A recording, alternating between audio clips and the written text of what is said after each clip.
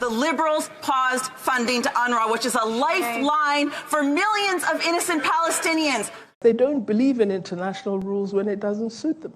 From the government to the media, Canadians continue to drop the ball in the wake of the ICJ's ruling on South Africa's case against Israel that Israel is committing a genocide. The ICJ came out last week, as they broke down in a video last week, that it is plausible that there is a genocide in Gaza being committed by Israel.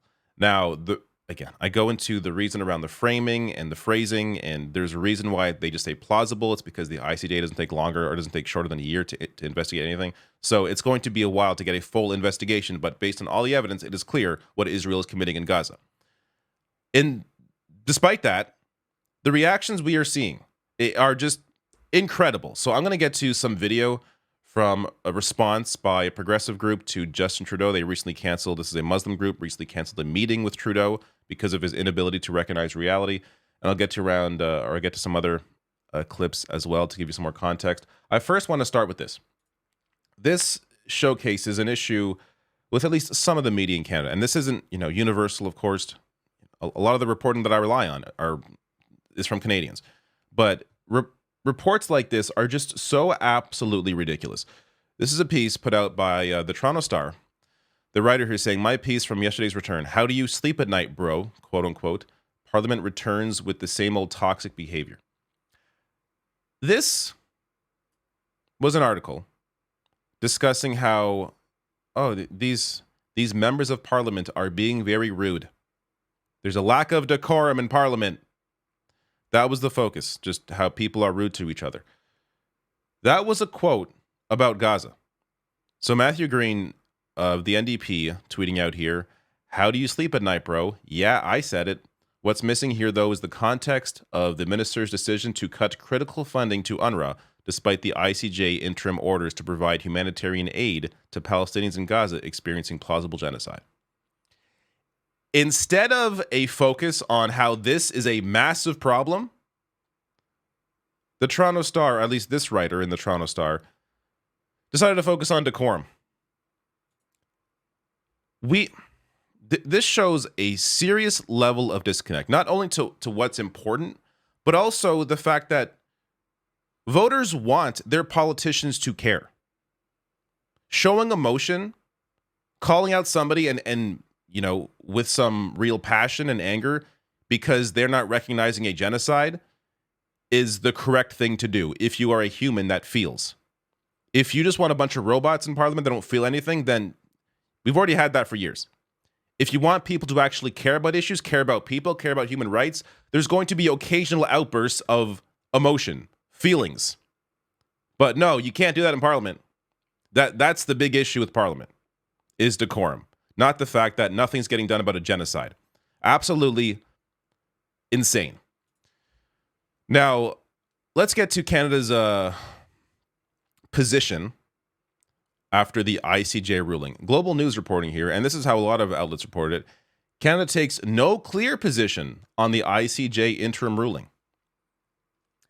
Taking no position on the ruling inherently means you are taking a position to defend Israel, because the ruling was against Israel.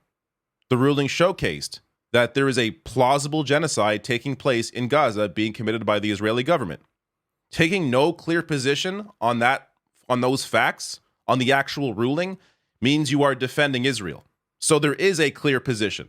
Canada continues to defend Israel despite the ICJ showcasing a plausible genocide in Gaza. That would be the actual headline if this outlet and others actually cared about the facts.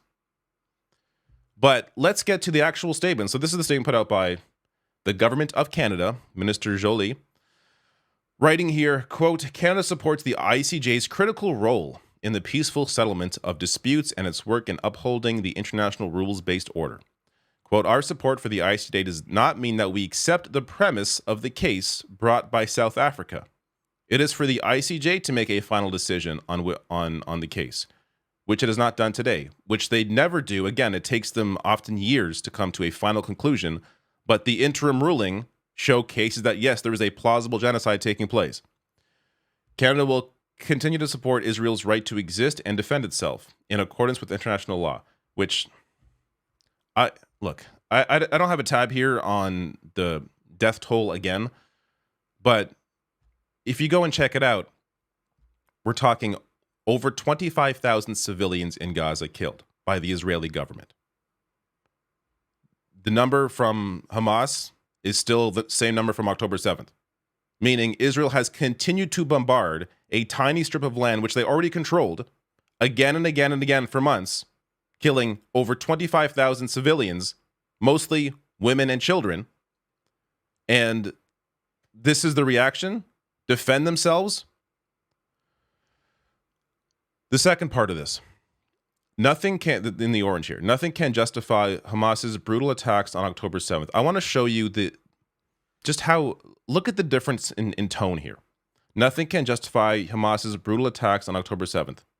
Canada remains deeply concerned about the scale of humanitarian crisis in Gaza. So Israel is not even mentioned here. Nothing can justify Hamas's brutal attacks on October 7th. Okay, yes, fine. Canada remains deeply concerned about the scale of humanitarian crisis in Gaza. A crisis being committed by who? Who is committing that crisis? The ongoing and serious impacts on Palestinian civilians. Why is it not mentioned here that Israel is committing the crisis? Shouldn't Canada be deeply concerned that Israel about the amount of scale of the humanitarian crisis in Gaza being committed by Israel? But no mention at all. And not even to, like, again, brutal attacks versus, oh, we are deeply concerned about the scale of crisis. And then this one is just the cherry on top. Stop using Palestinian civilians as human shields. This is, I don't know how many times this has to be debunked. This idea, let's take it to the extreme. Let's pretend that, yes, Hamas is using human shields. That's why there's all these civilian deaths, 25,000 people dead because they're all human shields. Let's put it in the context of, since there's a lack of a better, analogy here, let's pretend the mafia. So I know it's not a great example, but let's pretend the mafia takes over a school in Toronto. To get the mafia, do you then bomb the entire school? Oh, well, the mafia was using human shields. We had to get them, so we had to bomb the entire building to get the mafia. We have never done this. I mean, bit of American history, they have done something like that in the past. But in recent times, it's not anything that is acceptable. Yet, this is perfectly fine for the Israeli government to do. It's perfectly fine for them to, because they want to get Hamas, it's perfectly fine for them to kill civilians in the process. When is this ever okay? When do we ever lay waste to entire cities to get some bad guys? Unless it's overseas, of course. But this is not the kind of justification that makes sense in any way. Yet it is the line that keeps being touted out. And as you can see, I'm kind of losing it here because it is ongoing fucking bullshit. Every fucking day, this bullshit is being laid in front of us, and we are expected to eat this garbage. There's a greater breakdown here from Canadian Dimension on just how ridiculous that statement is from the government. There are a number of puzzling features, as they say. Canada is subject to the court's jurisdiction, so them saying, quote, our support does not mean that we accept the premise of the case brought by South Africa is already bizarre because Canada is already subject to that court.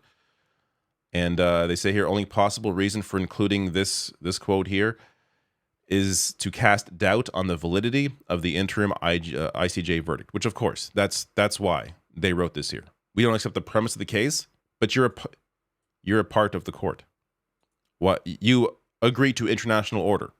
Yet, for some reason, this case specifically, you don't accept the premise of. What does that even mean? It completely disregards.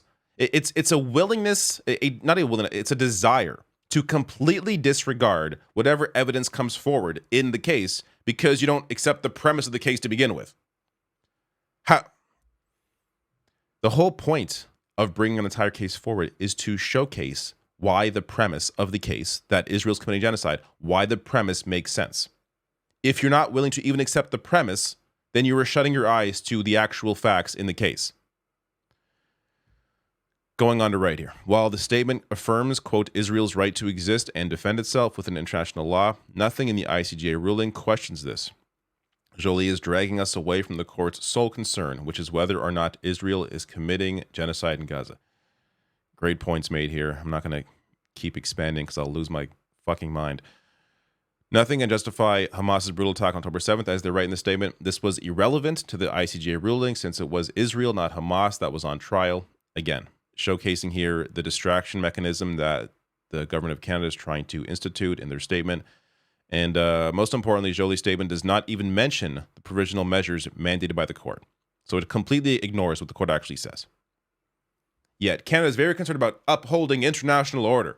But before I even get to the response here from the National Council of Canadian Muslims about the meeting with Trudeau, I want to show you this clip here. This is the South African foreign minister discussing this idea of international law and how some countries think it doesn't always apply to them.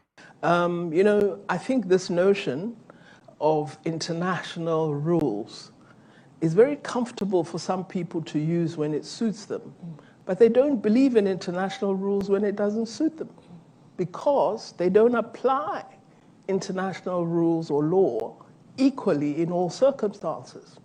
So you can't say because Ukraine has been invaded that suddenly sovereignty is important, but it was never important for Palestine. It's very peculiar.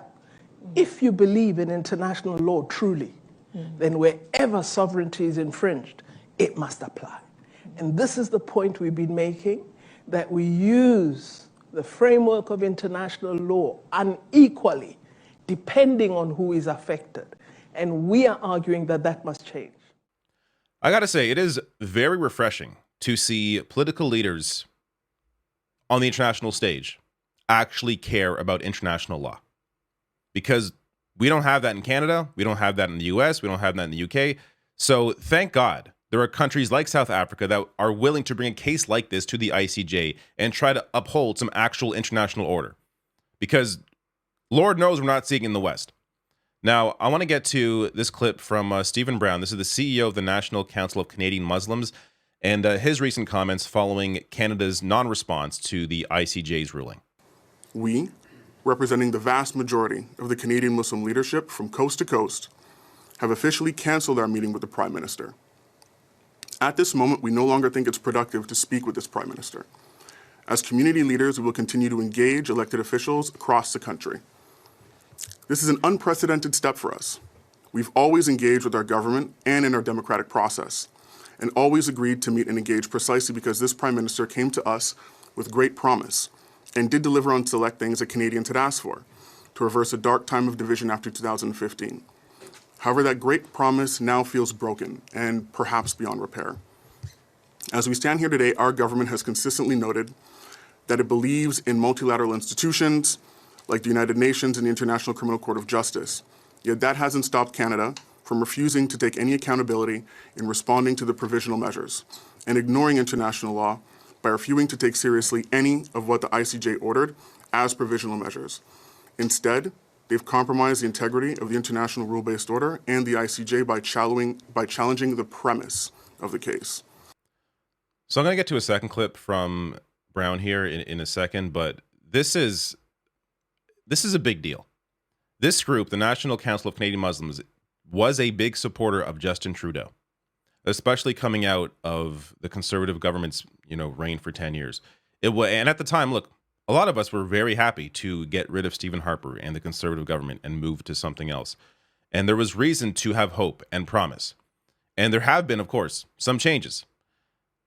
But seeing what Canada's doing right now, the government of Canada, and seeing this unwillingness to accept the results that the ICJ concluded, this unwillingness to just see reality. See what your ally in the far right-wing Israeli government is doing to Palestinians. To not be willing to accept any of that, how can you separate them from the conservatives? Like, there are some differences, and there is a little more debate within the Liberal caucus over this than there is with conservatives. But when the leadership, when the prime minister is unwilling to uphold international order, this is the kind of thing that would throw people, that would create, an uprising in media, I would assume the opposition party, which would probably be the Liberal government. If a conservative government was denying the results of an international body like the ICJ, then we would rightfully be freaking out. Yet here the Liberal government is doing it. And in doing so, they're losing people, even like this group here, the National Council of Canadian Muslims, despite the long support they've had for him and the party. Let me get to the second clip. Over the last 3 months, we've heard our government offer justification and cover for the killing of innocent men, women, and children in Gaza. We've watched as they stood quietly by while journalists were targeted and killed. We've seen members of this government justify the targeting of hospitals and schools where thousands have been taken shelter. We've seen the feminist foreign policy Canada so proudly speaks about becoming silent in the face of women and girls who've been slaughtered by the thousands. We've seen the government that stood strongly in support of the Afghan girls, the right of Afghan girls to go to school, forget that children in Gaza deserve the same right to an education too. There's almost no mosque left in Canada where there is not any congregant who hasn't lost a member of their family in Gaza. The Prime Minister yet has not specifically condemned any attack on any mosque or Muslim person in Canada in the last few months, despite us repeatedly raising those attacks with the Prime Minister's office. The lack of response from Justin Trudeau on this is shameful. And I hope he understands that this will be his legacy. It's clear now who's on the right and wrong side of this issue, but it's going to become even more mainstream in 10, 20, 30 years. And we're going to look back at this time and look at all the failures in leadership, be it Joe Biden, be it Justin Trudeau, and what they were doing during this genocide. Now, in contrast, I'm going to show you a good politician, someone that actually cares. Here is Heather McPherson, and here are her recent comments on the funding that was cut to UNRWA, and check out her reaction. Same day that the ICJ ruled that there is a risk of genocide in Gaza, the Liberals paused funding to UNRWA, which is a lifeline for millions of innocent Palestinians. People will lose their lives. And unbelievably, the Conservative leader has accused 30,000 UNRWA humanitarian workers of being terrorists. He does not deserve to lead. We support an investigation into the 12 former staff, but defunding UNRWA is collective punishment and it is illegal. When will the Liberals stop abandoning Palestinians? The Honourable Minister for International Development. Thank my colleague for that important question. These allegations are extremely disturbing and we take them very seriously. We've communicated that to the head of UNRWA, Philippe Lazzarini. What we're doing, which is the prudent thing to do, is to pause funding while this investigation is ongoing. They've paused funding over about a dozen out of 30,000 employees. A dozen that may have, according to Israel, been connected to Hamas.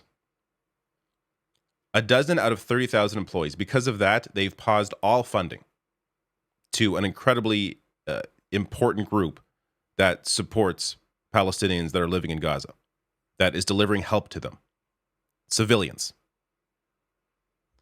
Yet, over 25,000 in Gaza killed by the far right-wing Israeli government. And the support and funding and kind words continues for Israel. This response here from Independent Jewish Voices to Heather McPherson, which, by the way, in case it wasn't clear, she's an NDP MP. The NDP right now, the only party that appears to care about Palestinians, the only major party. I'm not certain where the Greens are on this. They've been kind of back and forth depending on who's in power. But NDP is fairly solid right now on this issue specifically. But Independent Jewish Voices reacting here, saying thank you to MP McPherson for stating the truth that cutting UNRWA funding is a form of collective punishment and abandonment of human beings in extreme need. And it's going to end on this. This is Amnesty International coming out after the ICJ ruling, saying Canada must not sit quietly on the sidelines after ICJ genocide ruling on Gaza. One of many human rights groups that have been consistent here, consistent in all human rights abuses, regardless of the country, whether it's, Russia committing them, whether it's Israel committing them. You see Amnesty International, Human Rights Watch, many others, B'Tselem in Israel, a human rights organization criticizing their own government. It's very clear where you should stand on this, based on the facts, based on what we're seeing, based on the ICJ's own ruling. To see whether it's media, whether it's political leaders deny reality continues to be one of the most frustrating things imaginable. And the only way to possibly change this is to continue, for me, is to continue putting information out there. It's the best I can do. But to put pressure on your political leaders to ensure that they understand how important this issue is.